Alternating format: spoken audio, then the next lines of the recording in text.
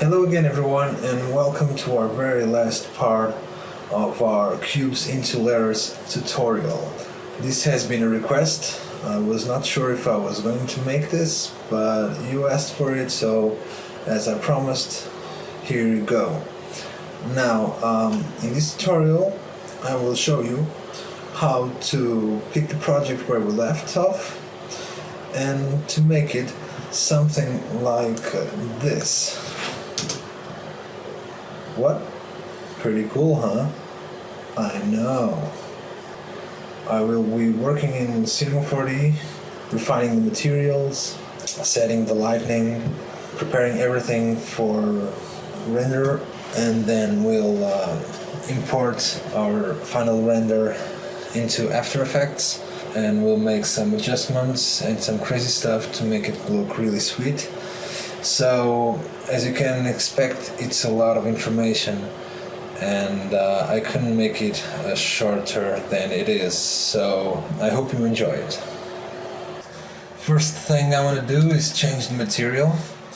So in color I'm gonna choose 20 for the R, 174 for the G, and for the B I'm gonna choose 207.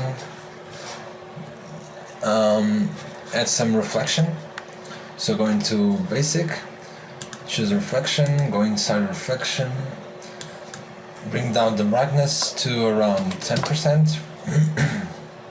On the texture you're gonna choose Fresnel, and in Fresnel, where it says mixed strength, you're gonna choose something like, I don't know, 65 maybe. Okay, going to our specular and bring the width down a bunch like so. Okay, now create a sphere. I'm gonna show you a simple trick that I use a lot. Let me just put this in lines so you can see better, and bring this up. So I'm creating a sphere and making it large enough, like maybe radius of 1100.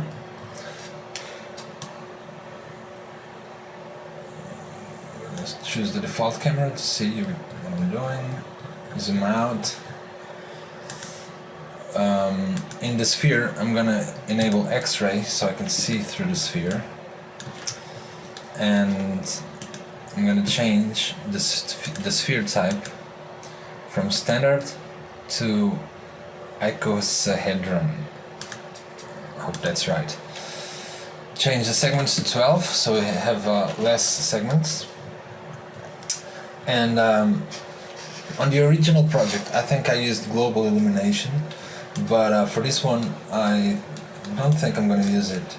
I'm going to show you guys a trick that I use a lot, which is something that kind of simulates global illumination, gives you illumination from everywhere. It's like a soft general illumination. Works really well with some stuff, and all you got to do is create a sphere like this. You can choose the number of segments as you would like, but I must warn you that the more segments you have, the harder the render will be, and 12 will probably be enough.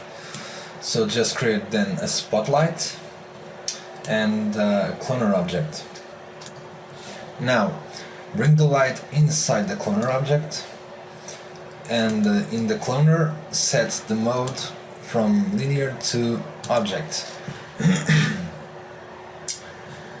In this object space you're gonna bring the sphere inside it, and voila, we have the lights pointing outwards, which is not actually what we want. We want exactly the opposite. So the way I found to make this right is to convert this sphere into polygons, or make editable.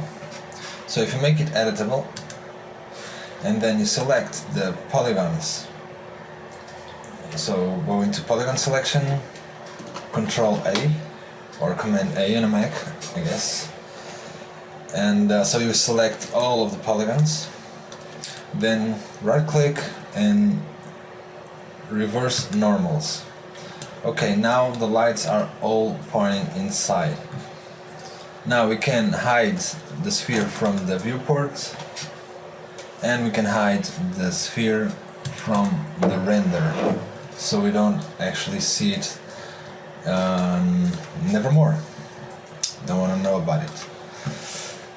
Then choose the light, and now we can change the parameters here, like for example going to details and the outer angle, and if you change, you can see that I'm changing all of the lights at the same time, because the cloner is actually cloning the lights. So this is pretty awesome. Just bring this value like so. I would say 54 degrees, I don't know. And let's just hit render for now. Take a look what we have. We're starting to have something a little bit more interesting, but still far from what we can get. So what's missing? Shadows. So select your light, go to general, and where it says shadow, choose shadow maps. Now hit render again, and it's a little bit better, right? Yeah. The intensity is still too high, although, you know, so I'm probably gonna bring this to 70%, because, you know, we have a lot of lights. These lights are lots of them. So 70%. Let's just check how it looks. It looks better. We may have to increase a little bit the intensity, but for now it's okay. Now let's just scroll the animation a little bit into the front and zoom in a little bit, so you can check our reflection. What's the reflection doing around here, and render it. Not too much reflection going on, I guess.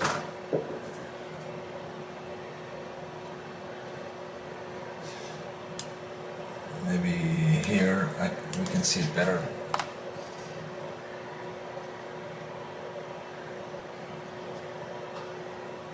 Okay, so I can see some reflection on the cubes, but here we have nothing, and that's because there's nothing to reflect. So we need to create something that is gonna give us that shiny look, and I'm gonna show you another pretty technique that I use. So it's like this: you create a plane, set one on the width segments and one on the height segments. Push this up, upper, and maybe a little bit more up. Maybe scale it a little bit. Okay. Create a new material. Go into basic, deselect color and deselect specular, and check luminance. Drag this material into the plane, and well, now's the trick. Okay, so far, you know, it's nothing new for a lot of you guys, I guess. But if you create a null object, bring the plane inside the null object. Now, when you rotate, let me just uncheck enable axis. So I'm going to disable the axis. Okay, so now when you rotate this null object, you're gonna rotate this plane around the object. It's quite easier than you know, just moving the plane like this and having to rotate it again, and then if I want to move it once more, I have to make slight adjustments. It's kinda, you know, it's boring and it takes a lot of time. I honestly prefer to do it like this, and you know, later on I can just move it the plane only, and it still works.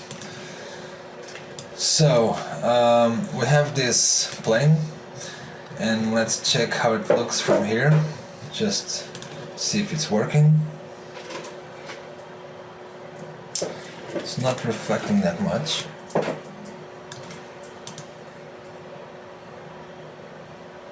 Oh, here we are.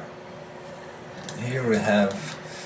Let's go to our camera and make sure that it looks good from here, because that's what we want. We need our camera. Okay, so I want the reflection around here to be seen like here. So it's probably not happening right now. No, it isn't. So I'm gonna activate interactive render region here. Push this up. This is the resolution, and just bring this like so. Okay, and now here on the right viewport, I'm going to change the camera to perspective. Oh, if you hear some noise, it's my dog around here, so you have to bear with me then, okay? A little bit pain in the ass, that guy, sometimes. Anyway, let's just move this around. Concentrating, no. Headline, yes. And here we are, look. See this? This is what I'm talking about. Now it looks pretty cool. Just checking some other frames, how it looks.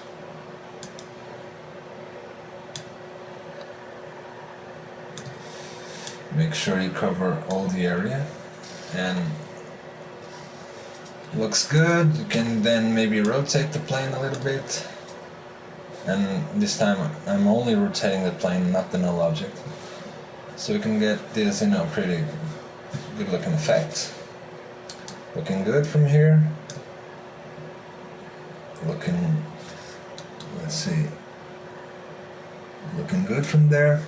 And in the end, you don't want to see this plane on the render, so quick way to do that is to create a tag, 40 tags, and compositing, uncheck scene by camera, and the plane disappears.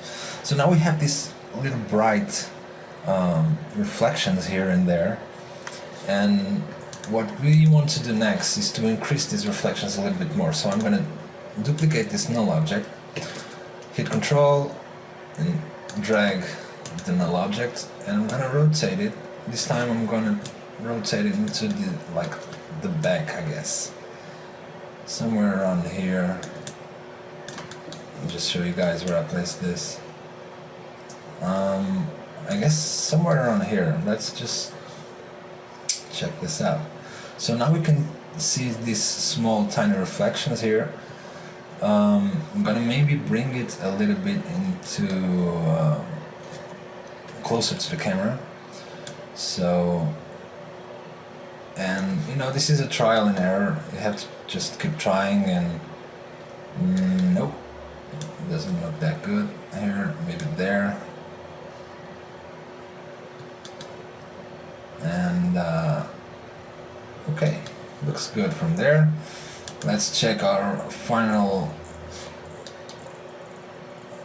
Yes. See, this plane here, the one on the back, is actually making this backlight, if you know what I mean. This reflection, this brightness on the edges here, and in the end, it kind of works.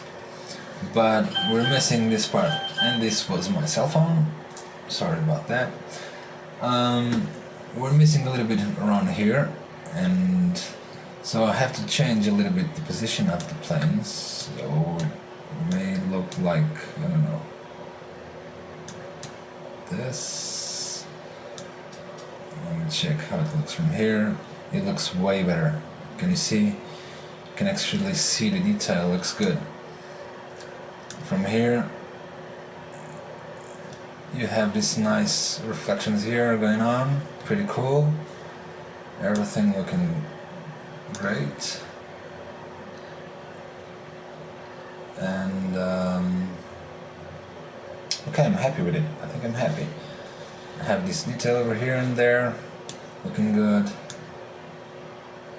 Looking really good. That's it. Now, another thing that's really important is it's the ambient occlusion. So, sorry guys, it's here, okay. So go into your render settings once again, render settings, and on the effect, choose ambient occlusion. Okay, now let's render it. Oh, you can see it render in real time back there. You can see this small detail going on. Now this ambient occlusion gives us, you know, a little bit of depth and kind of blocks the light into those tiny holes where objects get close to each other. They kind of create these soft shadows around them, and that's what's really happening right now. I'm gonna change this. I'm gonna make it just remove this interactive render region. Going into output. Okay, this is good.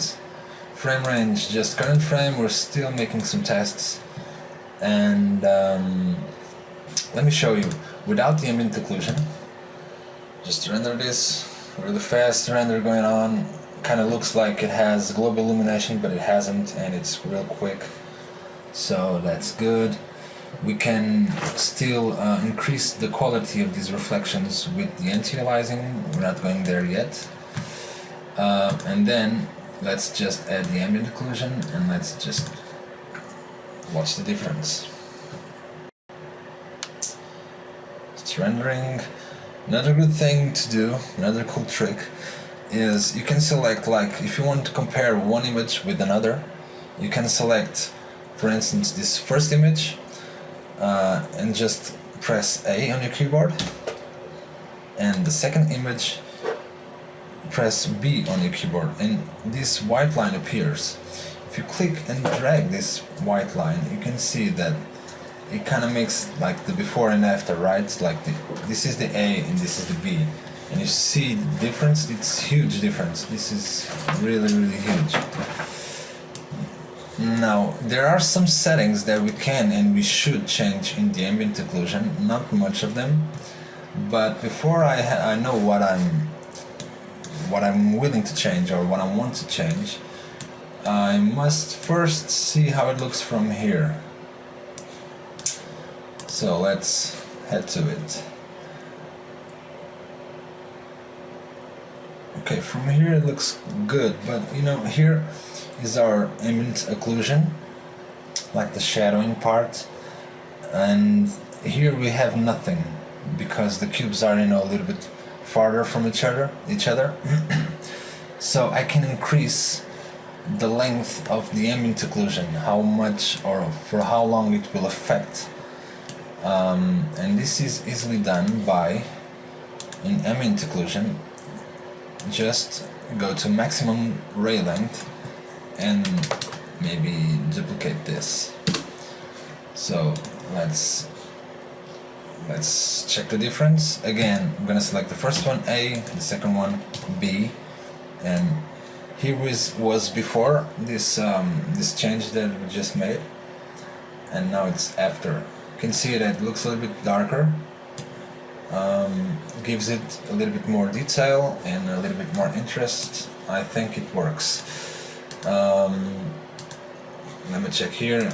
And you know, you have to remind yourself that you're working with animation, so you can't just make decisions based on one single image. We need to render some different images to really make sure that everything looks as we want. I think we're pretty much done. I'm gonna maybe do some small stuff to increase the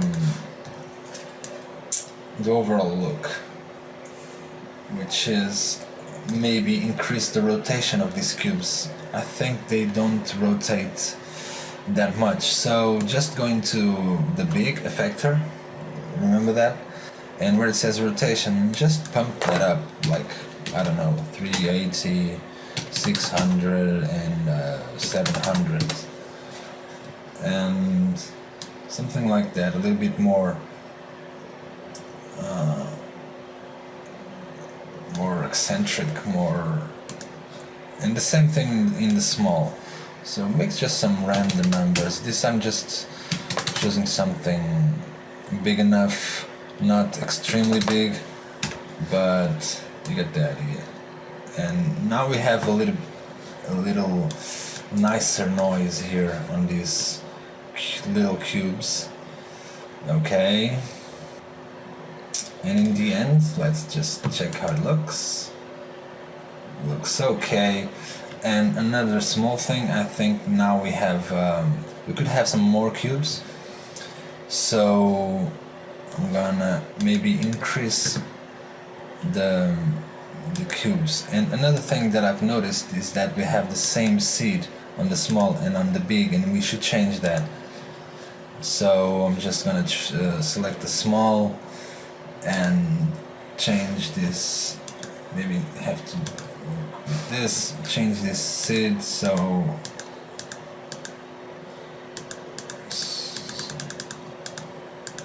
it looks different from the other.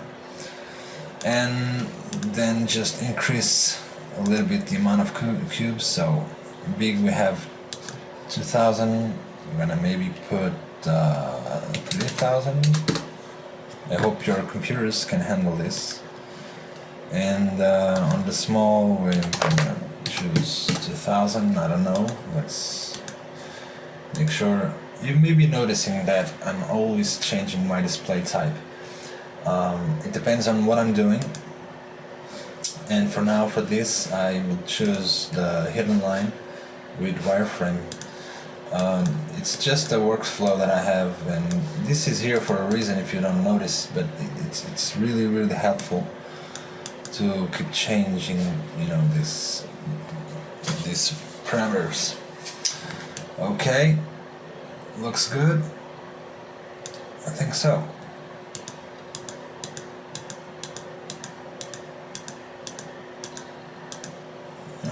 So I will just maybe increase a little bit this the position on the Z to make it a little bit longer, just a little bit. This is, you know, small details. In the big, like from 500 to, I would say, 600, and on the small from 635 maybe 750. Okay, this just helps create a little bit more interest to our scene. It's looking good. Make sure everything is lightened now properly. And now all we have to do is to bring this to After Effects. So we need to render everything. Go to render settings, make sure save is checked. On regular image, save is checked, alpha channel is checked, format PNG and depth 16-bit. Choose a path. Mine is already prepared, so choose a name for your files. And anti-aliasing, we're gonna leave it in geometry because it's not gonna make so much of a difference on this project, and I think it will work okay, and will decrease the render time a lot. So one other thing that's missing, output, make sure the frame range is to all frames. Done, and I hope it's everything. Now just hit render and go grab yourself some coffee, or maybe hang out with your girlfriend or boyfriend or both, or you know, and I'll see you in a minute. Okay, so here we are in After Effects. First thing we have to do is to import our recent 3D render. So go to File, Import, Import File, and choose the first frame. Make sure that you have PNG checked and just click Open. Now right click on top of the footage, Interpret Footage, and go to Main. Now these settings, we must only change this from 30 to 2997. This is the frame rate, because After Effects can't really guess what's the frame rate of our project, and here we'll make sure that in After Effects we'll work at the same frame rate that we worked in Cinema 4D, so everything will fit as we expect. And alpha, we should put this on, pre-multiply, make it color black, and I'll show you why in a minute. So for now I'm gonna leave it in straight and I'll show you the difference. So now that this is done, I'll click and drag my footage into a new composition, and you see I already have my 3D render here. It has alpha, as you can see. I have this transparency, and let's make a closer look here so you can see what I mean. Really zooming in like 1600%, and if you see the edges, if you take a look at them, they are kind of black around them, like the alpha channel is not really 100% accurate, and it kind of gives us a little bit of a really thin, half transparent black line. And obviously we don't want that. We want everything clean, and for that we go to Interpret Footage, Main again, and now if I choose pre-multiply, did you see the difference? Look again. This is on straight, alpha is still there, so we still have transparency, but we have this black line around it. And if we hit pre-multiply, that black line disappears, and obviously that's what we want. So again, let me please put this at 100%. You can always make a quick ramp review to check if everything's okay. Okay, looks good. Everything okay. No glitches, no nothing. Now there is one thing that it's kind of different from this render that I noticed right away. It's different from this render than from the one before, like the project that I made a couple of years ago, and is that here everything is a little bit dark, and in the end everything is a little bit brighter. So we're gonna have an issue here concerning the background, but I have a pretty good solution that will actually be I don't know, very interesting, and it may get like even better than the previous one. So again, go to Layer, New, Solid, choose whatever color you want, make sure it's comp size, and name it Background, BG. Drag it to the bottom, and let's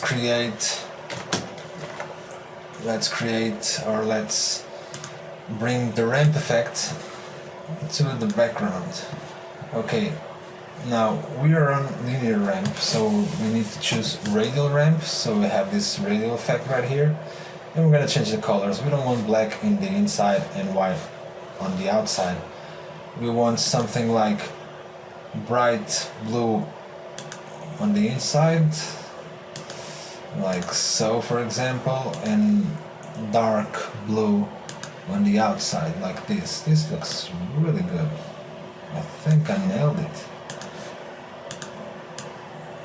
These are the colors that I want, definitely. I'm not sure if I want this like this. It really looks good, but in the end I think here I'll leave it here for now. Later I'll make my final decision. Anyway, so as you can see, we have a bright center, and here it works well because our render is kind of dark here, but in the end our letters, our main object kind of disappears in the background, and that doesn't really work. So what we're gonna do is we're going to animate the background so the color kind of slightly changes from something brighter to something darker, and to do this we can simply create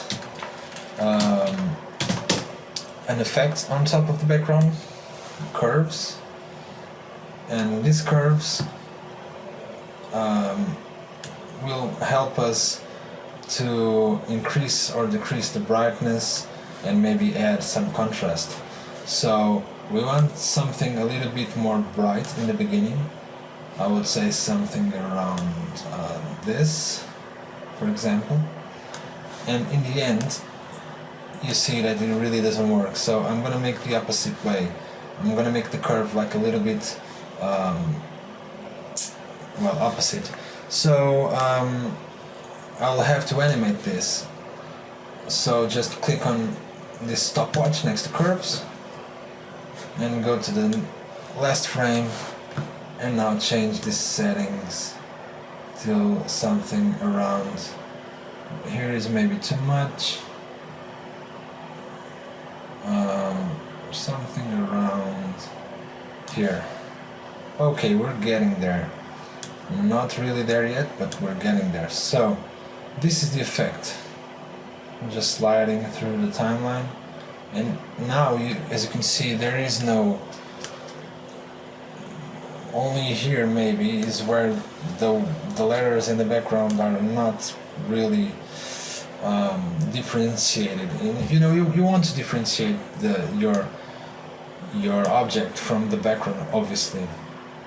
And yes, you can make it.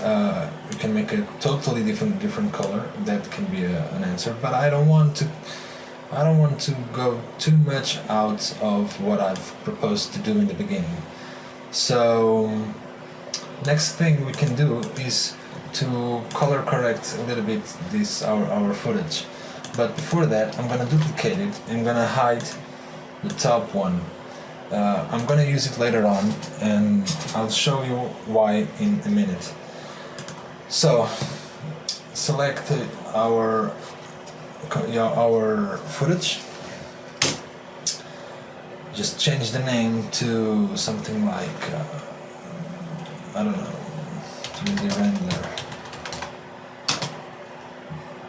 color correction, and I'm gonna edit curves again.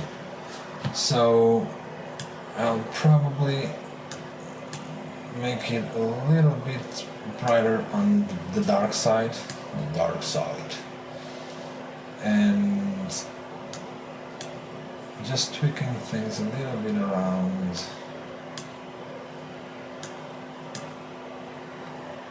So I can have, let me check, before and after. It's a slight change.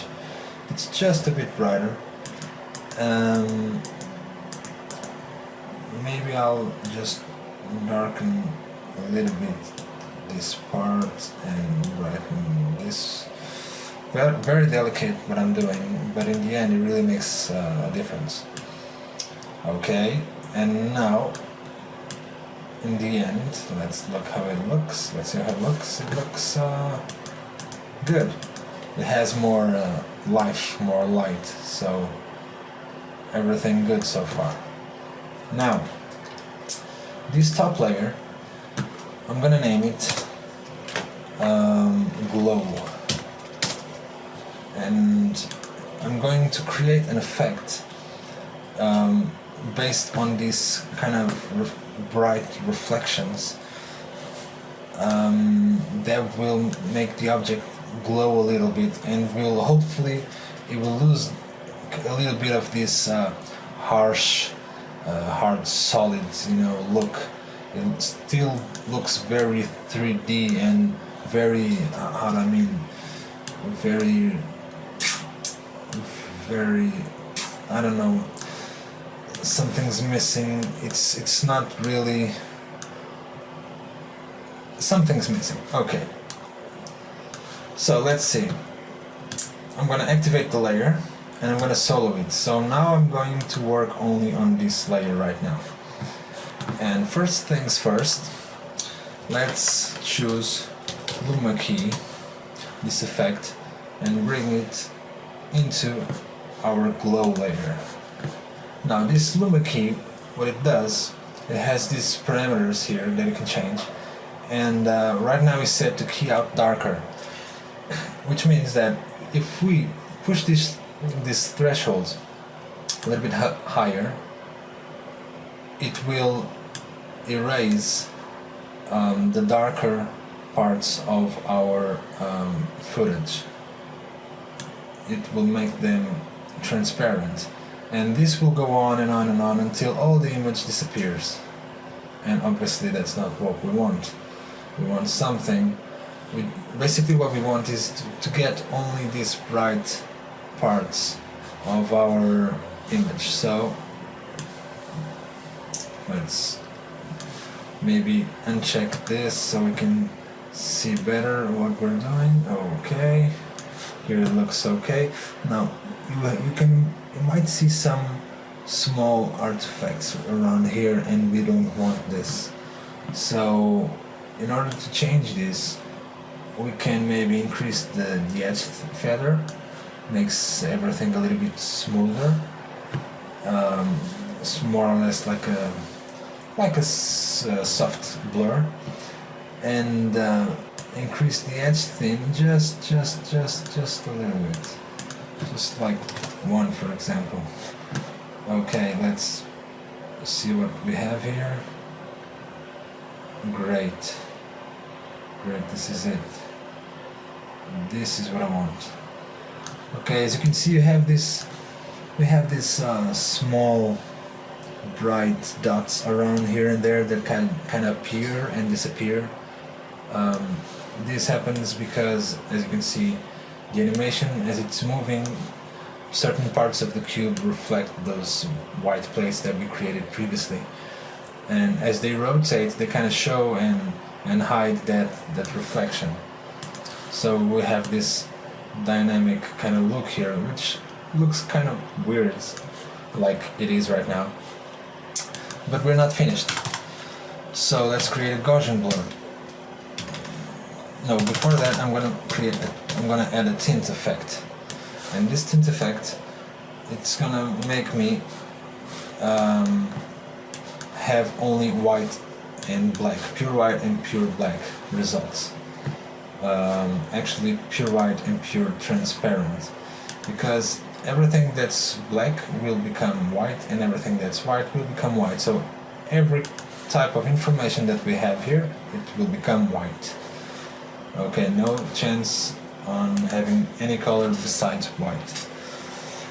And now, yes, now we're going to the Gaussian blur. Fabulous Gaussian blur. Should be called gorgeous blur. I don't know why they call it Gaussian blur. It's kind of weird name. Must have a reason for that. If you guys know why it's called Gaussian blur, you can enlighten me. That'll be cool. I'm not even sure if it's Gaussian the way you should pronounce it. So, by the way, sorry if my English is not very perfect, but I hope you guys can keep track of what I'm doing here. So increase the blurriness a bit, like so maybe, I don't know. We may have to change this a little bit. And now we can reveal our main footage and see what's going on. So you might see this change around here, this reflection. It really looks like it's burning the camera or something. It's like glowing a little bit, and that's what we want. That's what we're after. It's a little bit more soft, you know what I mean? Like, look at the difference. It's really, really. Let me change this. So without and with kind of gives us that, I don't know, good looking feel, that sweetness. And in the end I always check the opacity because we probably don't want this at 100%. And the way I do it is I reduce to 0% and then I increase from the bottom. Okay, and for this I think around here, and it's probably a good idea to check some other frames so you know that you're making the right decisions. Uncheck and check the layer is also a good idea, but for this part I really don't want anything going on here on this glow. Kind of looks good like it is, so I'm happy with it. Okay, maybe a little less here and there. Now this slight changes is actually what makes the difference on your final output. Here we have nothing. Okay, I actually only have this here. Okay, this is probably our threshold. We only have information here, and that's definitely because of our threshold, or maybe because of our blurriness.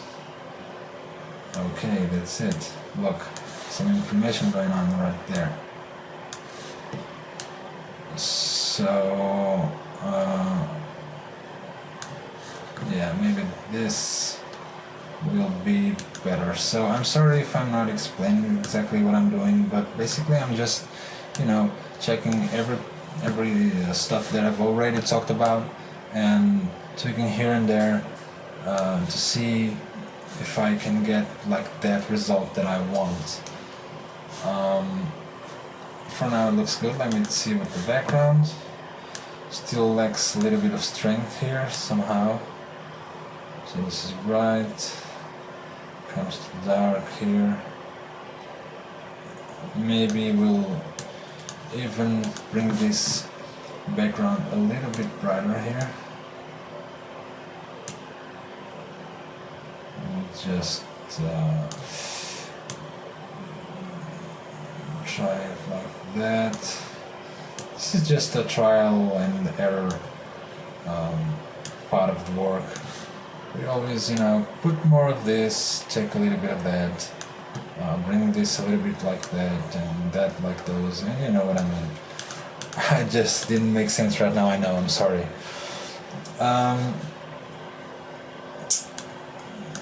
My composition still looks a little bit dark, so I think I'll just push this up a little bit.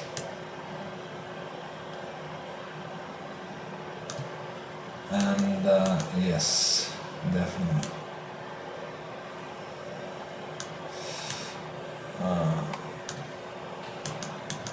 Okay, I honestly don't really like this curve editor right here from After Effects. I use it a lot though, but it's kind of hard to control these lines here with, I don't know, it's kind of weird. I know I have these tools, but I never use them actually, and I'm not really sure if that's gonna make any difference. Let's see. Let's see. Now I'm taking a long time with this. Don't want to waste any more time with that, but it kind of looks good, I think.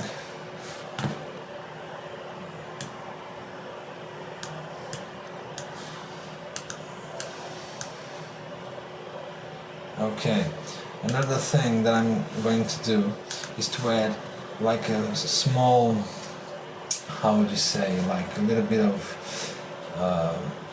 glow in the back of the object, like some sort of cloud or soft white I don't know, color. So create a solid, make sure it's white, and make sure it's comp size, hit OK. Bring just on top of the background, call it something like background white blur, whatever. Create a vector shape like this, an ellipse tool, double click on it, and let's change this mask. So first of all, we're going to decrease the expansion so it gets smaller, like so. Then we're going to increase the feather so it gets like a little bit blurred, and I think it looks good. So on and on and on, and like here I don't want this, I definitely don't want this here, so I'm going to animate its presence and its basically its opacity. So press T for opacity, and right now it's at 100%. I probably don't want this at 100% as well, so I think somewhere around here it looks good. It's very subtle. 79. Okay, hit stopwatch there, and it will be gone like around here. Okay, so here we'll just bring this opacity down, and let's just see what is going on. Maybe bring this last keyframe a little bit longer so this kind of moves a little bit better, and this kind of darkens. I like this sense, you know, this kind of everything is bright, and when the final transformation occurs and if you get the point, it's like word, that's the point, right? We have a bunch of cubes, and then they kind of they're messing around, and they kind of join in the middle and create this. You understand right now that it's like letters, but you don't really understand the meaning. If it's the first time you're watching this, you don't know what's written there until you get here. And here you can really see that the background is getting darker and darker. So I like the mood it creates. I don't know about you guys, if you like it or not. I hope so. Okay, let's move on. So this button, if you don't know what it does, I use it all the time. It just hides the masks. It hides these vector shapes that are around here. Just click on them on the button and masks disappear. Really helpful. Okay, looking good. Looking good. Now I'm going to duplicate again the glow, this top layer, and I'm going to change some stuff here. Like for example, I'm going to delete the Gaussian blur, and I'm going to solo it like so. Bring the opacity way up right now so I can really see what I'm doing, and play a little bit with the threshold, like so. Make sure it doesn't stay until the end. I don't want this in the end, certainly, but this is too much. I really have to bring this down. Maybe so, like this, so I can have this sparkling effect, right?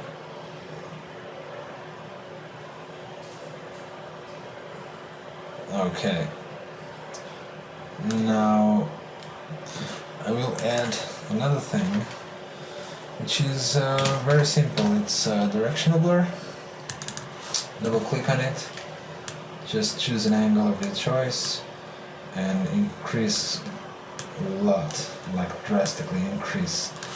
And what we'll get here is like this kind of sun rays effect, some shining sun rays. Look, see, it's very, very simple tool. I don't even need to make another pass from the 3D editor. all I need to do is use this luma key with the tint and then the directional blur, and I kind of get this interesting thing. But here, probably, don't know yet, I'm going to kind of fade away this, fade out, make it disappear somewhere around here, I don't know. So let's see how it looks. It's really awkward, I know, it looks really awkward. But the last thing we'll do is, let me just check this at 100%. Oops, sorry.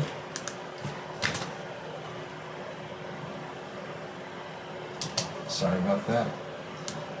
Okay, like here, for instance, I'm probably gonna have to animate these thresholds because I want these effects to be more present here, and here I want them to kind of vanish, you know, kind of disappear a little bit.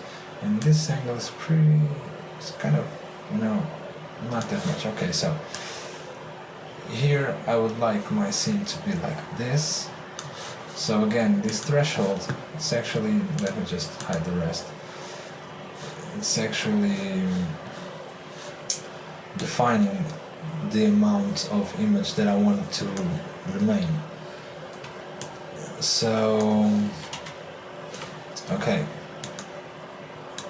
Right now, this looks good. Here. And like from here on, from this point on, I want it to kind of disappear. So there are several ways to do this. We can increase the threshold of the luma key. That's exactly what I'm going to do. So stopwatch. Press U on your keyboard so you can see everything that has keyframes on your selected layer. And like here, I want it to disappear. Like increase, okay, increase, but only where it disappears. Okay, and here we are. Now this is very exaggerated, and I think probably if I just move this keyframe to the left, it will kind of soften everything I want. Okay, but here I want it even more, so like so. Change a little bit the angle. Let's just see how it looks. Okay. Okay. Yeah, but here I don't want anything. So this is, I'm sorry if this takes a little bit of time. It's just a trial and error, you know, this is how I work, you know. I'm glad I can show you this. It's probably for some of you guys a little bit boring, but this is the way I work. And it works for me, so it's kind of nice somehow. You can see me working in real time. Okay, so enough of the chit chat. Here it looks cool, and I'll just decrease a little bit the opacity, just a tiny bit, find that sweet spot, and it looks okay from here. Now I'm going to duplicate this again, and with this layer I'm going to duplicate its size. I'm going to make it like 200% scale. And what this does, let me just show you. We have now a bigger, comparing to this one. This will really strike on those glowing points of the reflections. but here it won't. These beams won't fit exactly in the reflections, but it will kind of give us this random shiny effect, which looks really cool and gives us a little bit of interest as well in the background, which is cool. And we can even do something interesting, which is, well, first of all, let me just name this so there's no confusion. So this first one was glow, was the glow effect. The second one is the directional blur, and the third one is another directional blur, but that's what I'm gonna call it, like atmosphere, directional atmosphere. So this directional atmosphere, I'm going to duplicate it and bring it behind the object, and I'm going to make it slightly different than this one on top. So I'm blocking everything else, so there's no way I can move something that I don't want. I just want to work on this layer, so I'll select this and just move it around a little bit, like so. And this one is on the background, it's not really affecting anything on top of it, just on the background. Just, you know, you can choose everything, any part of the footage of the layer, just like so. Great. Bringing the opacity down a little bit, it's only 16% right now. And the one on top, maybe reduce it a little bit as well. And this one, okay, looks good. Looks a little bit like manga style in the background, like anime. And we're pretty much done. Only a couple of things left. Let's see how this looks with a 16-bit channel, 16-bit per channel. I don't see much of a difference anyway. And then check again, so from 16 to 8. I don't see much of a difference, but I'll leave it in 16, you know, just for, I don't know. And here we might see some difference. Let me check.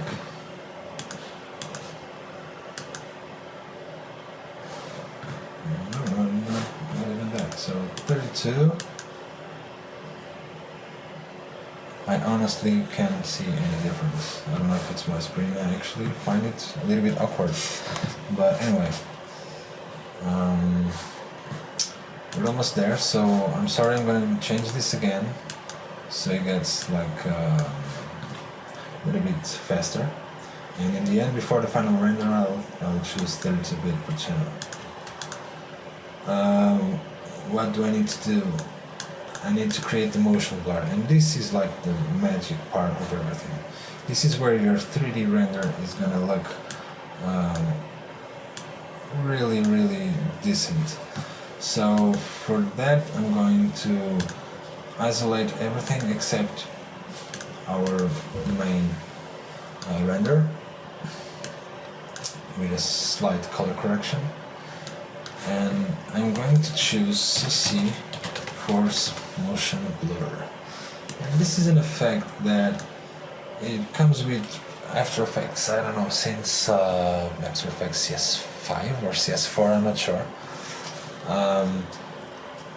And it's really cool because you can simulate a motion blur where it doesn't really exist.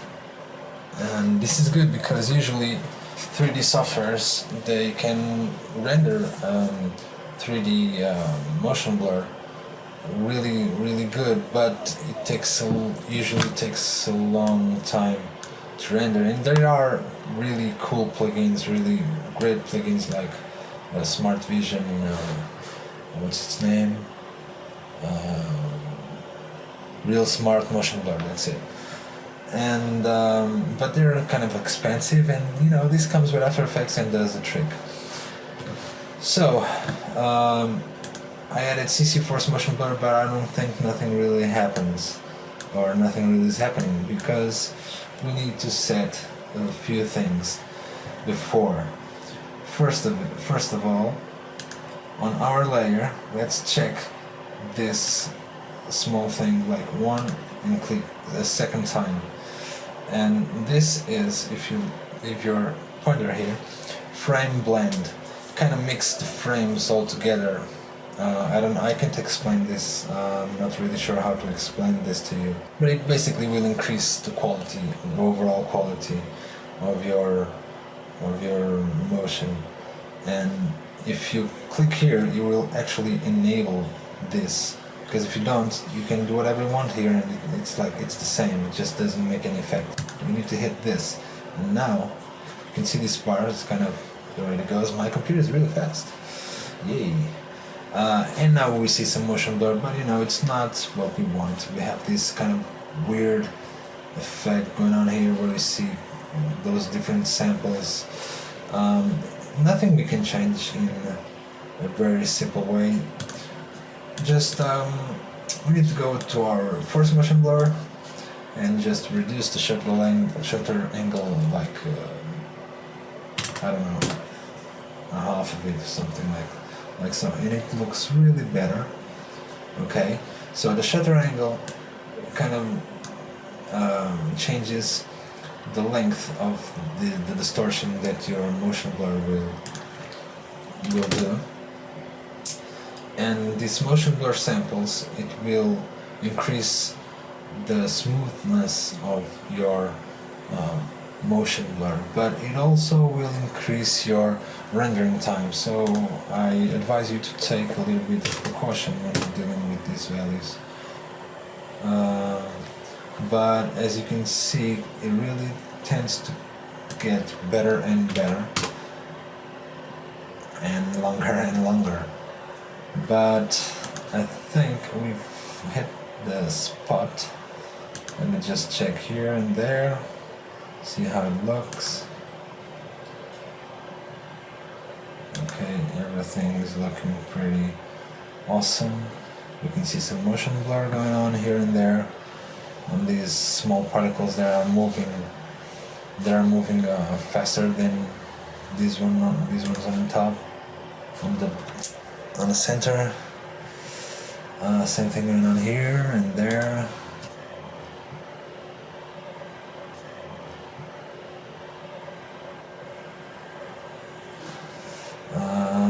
Some slight imperfections that we can see around, and you know, this is one of the costs of using a tool like this, but I can assure you that in all the render, in all your project, as everything goes very fast, nobody will even see the damn thing, especially if it goes to YouTube or something like that, because you know, YouTube just puts a compression on top of your compression, and those slight details always get lost somewhere, so don't really worry about that.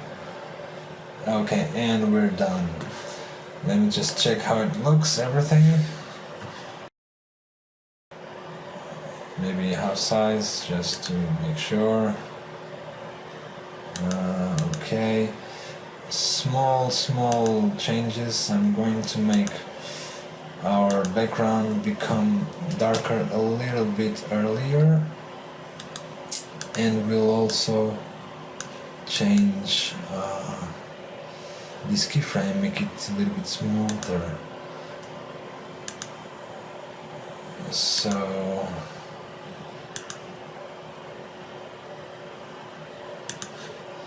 maybe around here, I don't know, just trying here and there. And if you want to temporarily just shut the motion blur, you can just type here again, press here and motion blur is off, so everything will be a lot quicker, as you can see. And right click on this keyframe assistant, easy ease. You can just choose F9. If you hit F9, obviously it will be faster. That's what I'm going to do right now, F9. Why it's not happening? My keyboard is not running. Something's not right. Anyway, easy ease. Okay. And let's make a RAM preview.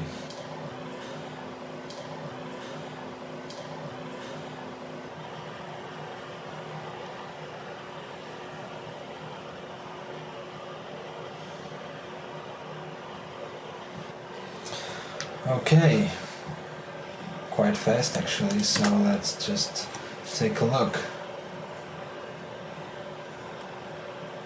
It looks good. I would change some pretty small stuff from, like for example, the animation of these light rays. It looks kind of fast. We could maybe reduce the speed of it, but I'm only going to reduce the transparency, the opacity, just a tiny bit here and there. And you know, this tutorial is actually taking more time than I was expecting, so I'm sorry, but you asked for it, so... Okay, so let's make our render. Okay guys, so here's our final output. I'm pretty satisfied with the end result. I hope you are as well. It was a long tutorial. I'm sorry if I couldn't make it shorter, but you know, that's the cost of explaining every single step of the process. But you know, you asked for it, so here it is. I hope you enjoyed it. I've enjoyed it a lot, and feel free to add your comments. Anything like questions, thumbs up, thumbs down. If you have something that I should know that I don't know already. I don't know everything, that's for sure, and I'm pretty sure that I can always learn with you guys, so feel free to share your experiences, share your knowledge with us. That would be great. I'm gonna leave you with a question that is, I hope you've seen my show reel, and I'm wondering what would you like to learn from it. So I guess you could just leave your response in the comment section. Feel free to subscribe, like, share, and all that good stuff. And I guess I'll see you next time.